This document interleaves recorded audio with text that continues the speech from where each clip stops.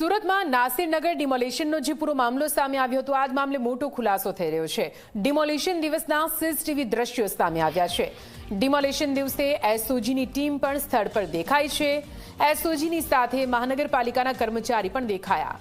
ગત 30મી મેના રોજ નાસિરનગરમાં ડિમોલિશન કરવામાં આવ્યું હતું। ગેરકાયદેસર થયેલું આ ડિમોલિશન જેની જાણ તંત્રને ન હોવાનો સતત દાવો કરવામાં આવી રહ્યો છે, પરંતુ હવે તે સમયના જે સીસીટીવી સામે આવ્યા છે, જે તમે ટીવી સ્ક્રીન પર પણ જોઈ રહ્યા છો, એક્સક્લુઝિવ સીસીટીવી ફૂટેજ ઝી24 કલાકની સ્ક્રીન પર આપ જુઓ। ગત 30મી મેના રોજ નાસિરનગરમાં જે ડિમોલિશન હાથ ધરવામાં આવ્યું હતું, તે સમયે અહીં એસઓજીની ટીમ પણ હાજર છે, સાથે સાથે તંત્રના અધિકારીઓ પણ ડિમોલિશનની આ કામગીરીમાં જોડાયા હતા અને હવે અધિકારીઓ મૌન સેવી રહ્યા છે। તો સૌથી મોટો સવાલ એ જ ઊભો થઈ રહ્યો છે કે આ જે ડિમોલિશન કરવામાં આવ્યું છે તેને લઈને જવાબ કોણ આપશે? ડિમોલિશન સમયે કોર્પોરેશનના કર્મી ખડે પગે હોવાનું આ જે સીસીટીવી સામે આવ્યા છે તેમાં સ્પષ્ટપણે દેખાઈ રહ્યું છે।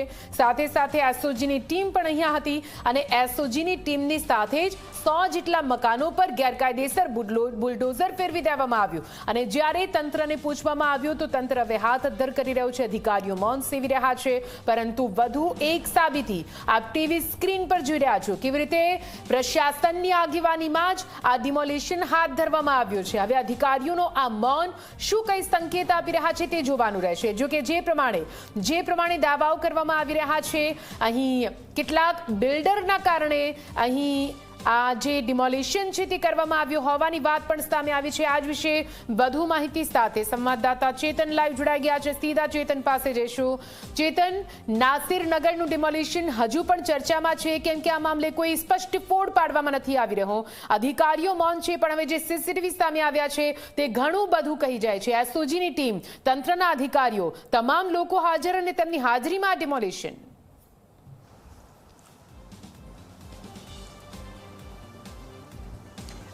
જી બિલકુલથી નાસિરનગરમાં જે રીતે 100થી વધુ મકાનોનું ડિમોલિશન થયું હતું, ત્યારબાદ આ ડિમોલિશન કોણે કર્યું છે તે એક સવાલ ઊભો થયો છે। આજે 12 દિવસ વીતી ગયા છે, તેમ છતાં આ જે ડિમોલિશન કોને કર્યું છે તે હજુ સુધી જાણી શકાયું નથી। સૌથી મહત્વની વાત છે કે જ્યારે ડિમોલિશન થયું ત્યારે સુરત મહાનગરપાલિકાના મ્યુનિસિપલ કમિશનરે સ્થાનિક જે ધારાસભ્ય છે તેને એવું જણાવ્યું હતું કે જે ડિમોલિશન છે તે સુરત મહાનગરપાલિકાએ નથી કર્યું, તો પછી આ ડિમોલિશન કોને કર્યું? ઝી24 કલાકના હાથે એક્સક્લુઝિવ જે સીસીટીવી ફૂટેજ છે તે આપના સુધી પહોંચાડવાનો પ્રયાસ કરીશ। આપ જોઈ શકો છો 30મી તારીખે જ્યારે સુરત મહાનગરપાલિકાની ટીમ પહોંચી ત્યારે તેમની સાથે એસઓજી અને સ્થાનિક પોલીસનો જે કાફલો છે તે પણ પહોંચ્યો હતો। સીસીટીવી ફૂટેજમાં આપ જોઈ શકો છો તમામ જે પોલીસ કર્મચારી છે તે સ્થાનિક જે અધિકારીઓ છે તેમની સાથે આખી જે નાસિરનગરમાં ફરી રહ્યા છે અને ત્યારબાદ જે ડિમોલિશનની જે કામગીરી છે તે શરૂ કરવામાં આવે છે।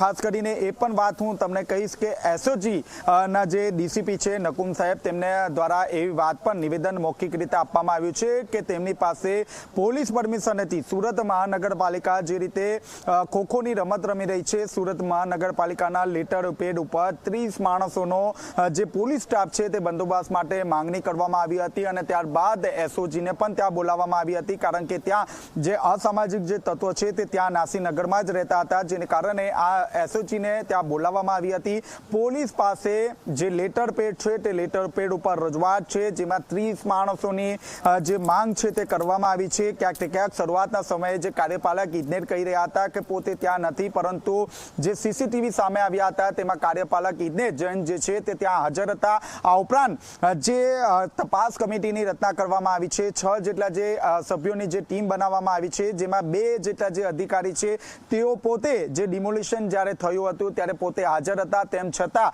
ક્યાંક ને ક્યાંક સુરત મહાનગરપાલિકા બિલ્ડરને બચાવવા માટે આખો જે ખેલ છે તે ખેલ ઘડી કાઢ્યો છે। ખાસ કરીને સુરત મહાનગરપાલિકા દ્વારા આ બંને અધિકારીઓને તપાસ કમિટીમાં લેવામાં આવ્યા છે કે જેને કારણે ભીનું સંકેલવામાં આવે। આજે પણ જ્યારે ડેપ્યુટી કમિશનર મીના ગજ્જરનો સંપર્ક કરવામાં આવ્યો ત્યારે તેમણે મીડિયા સમક્ષ બોલવાનો ઇનકાર કરી દીધો હતો। ફક્ત એટલું જ વાત કરી હતી કે તપાસ કમિટી રચી છે, પરંતુ આ તપાસ કમિટીની વાત ક્યાં સુધી પહોંચી છે, શું નિર્ણય લેવામાં આવશે? જે સ્થાનિક લોકો રહી રહ્યા છે તેમને વૈકલ્પિક વૈકલ્પિક રહેવાની વ્યવસ્થા આપવામાં આવશે કે કેમ તે અંગે જ્યારે પૂછવામાં આવ્યું ત્યારે તેમણે હાથ અદ્ધર કર્યા હતા. તેમણે એક જ વાત કહી હતી કે હજી સુધી કોઈ પણ પ્રકારની બેઠક થઈ નથી, હજુ પણ ક્યારે આ બેઠક થશે. આજે બપોરના 2 વાગ્યા સુધી ઝી 24 કલાકની ટીમ મીના ગજ્જરની ચેમ્બરમાં બેસી રહી હતી.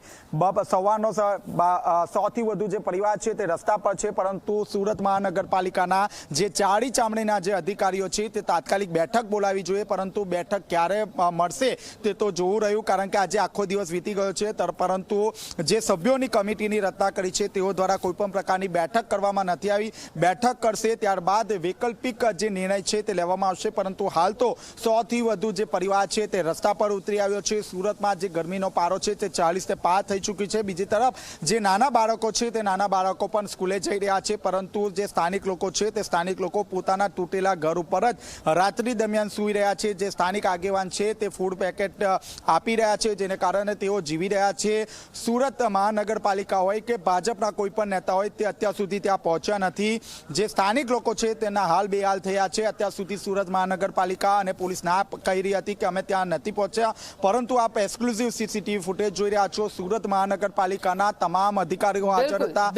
બિલકુલ ચેતન, અટકાવવા માંગીશ, આવું છું આપની પાસે, જોડાયેલા રહેજો. જો આજ મામલે એક મોટા સમાચાર સામે આવી રહ્યા છે. સુરતમાં નાસિરનગર ડિમોલિશનને લઈને મહત્વપૂર્ણ ખુલાસો, મોટો ખુલાસો તંત્રએ કાર્યવાહીના દિવસે કરી હતી. પોલીસ સુરક્ષાની માંગ. જી હા, આ સૌથી મોટો ખુલાસો છે. 30 જેટલા પોલીસ કર્મચારીઓ સાથે સુરક્ષા આપવાની માંગ કરવામાં આવી હતી. પોલીસની સાથે સાથે એસઓજીની ટીમની પણ માંગણી કરવામાં આવી હતી. એક તરફ તંત્ર દ્વારા કરવામાં આવી રહ્યું છે, કહેવામાં આવી રહ્યું છે કે આ જે ડિમોલિશન છે તે તંત્રની આગેવાનીમાં નથી થયું, તંત્રએ કોઈ પણ પ્રકારનું ડિમોલિશન નથી કર્યું. ભૂતિયા આ ડિમોલિશન કોણે કર્યું તે સૌથી મોટો સવાલ, અને તેની વચ્ચે આ એક જે મોટો ખુલાસો ચોક્કસથી કહી શકાય. તંત્રએ કાર્યવાહીના દિવસે પોલીસ સુરક્ષાની માંગ કરી હતી. ફરીથી અમારા સંવાદદાતા ચેતન પાસે જઈશું. ચેતન, આપની પાસે આવીશું. એક મોટો ખુલાસો ચોક્કસથી તમે જે રીતે વિગતો આપી, એક મોટો ખુલાસો કહી શકાય. એક તરફ તંત્ર નકારી રહ્યું છે કે આ ડિમોલિશન તંત્રએ નથી કર્યું, પ્રશાસને નથી કર્યું. કોણે કર્યું આ ડિમોલિશન? અને એ જ દિવસે કાર્યવાહી માટે એસઓજી અને પોલીસના જવાનોની માંગ કરવામાં આવે. આ તો વિરોધાભાસી આખું નિવેદન થઈ ગયું. આ મામલે શું કહેવું છે અત્યારે તંત્રનું?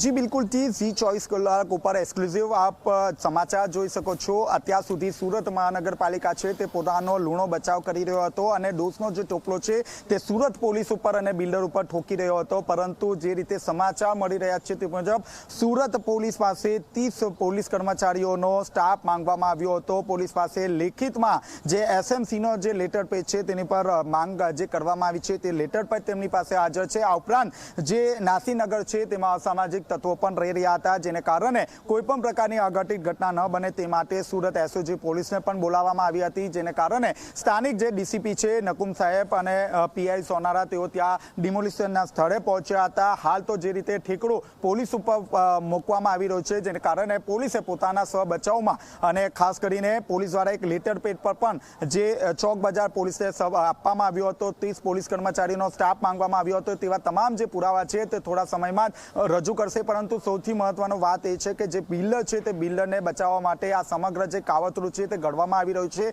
કારણ કે એક તરફ 100 થી વધુ જે પરિવાર છે તે રસ્તા પર ઉતરી આવ્યું છે, ત્યારે બીજી તરફ કમિટીની રચના થઈ ગઈ છે. વહેલી સવારે જ આ કમિટીની બેઠક હોવી જોઈએ, પરંતુ અત્યાર સુધી કમિટીની કોઈ પણ પ્રકારની બેઠક નથી થઈ. આ જે બેઠક છે તેમાં ખાસ કરીને 6 જેટલા જે અધિકારીઓ છે તે પૈકી 2 જેટલા જે અધિકારીઓ છે તે જ્યારે ડિમોલિશન થઈ રહ્યું હતું ત્યારે તેઓ પોતે હાજર હતા, તેમ છતાં તેમને કમિટીમાં કેમ રાખવામાં આવ્યા તેના પર અનેક સવાલો ઉભા થયા છે. સ્થાનિક ધારાસભ્ય વિનુભાઈ મોરડિયા દ્વારા પણ જે કમિટીનું ગઠન કરવામાં આવ્યું છે તેમાં ક્યાંક નારાજગી વ્યક્ત કરવામાં આવી હતી, અસંતોષ વ્યક્ત કરવામાં આવ્યો હતો, કારણ કે જે વ્યક્તિ ત્યાં હાજર હોય છે તેમને કમિટીમાં મૂકવામાં આવ્યો છે ત્યારે રિપોર્ટ કયા પ્રકારનો હશે તેના પર અનેક સવાલ ઉભા થયા છે. વિનુ મોરડિયા દ્વારા એ વાત પણ કહેવામાં આવી છે કે જો સ્થાનિક લોકોને યોગ્ય ન્યાય નહીં મળશે તો તેઓ ઉપર સુધી, એટલે કે આપ જાણી શકો છો તેમણે સીએમના નામ લીધા વગર આ વાતનો જે ચીમકી ચીમકી છે તે ચીમકી ઉતારી છે. જો તેમને અહીં ન્યાય નહીં મળશે તો તેઓ મુખ્યમંત્રી સુધી રજૂઆત કરશે અને ક્યાંક ને ક્યાંક 100 થી વધુ જે પરિવાર છે તેમને ન્યાય આપવામાં આવશે.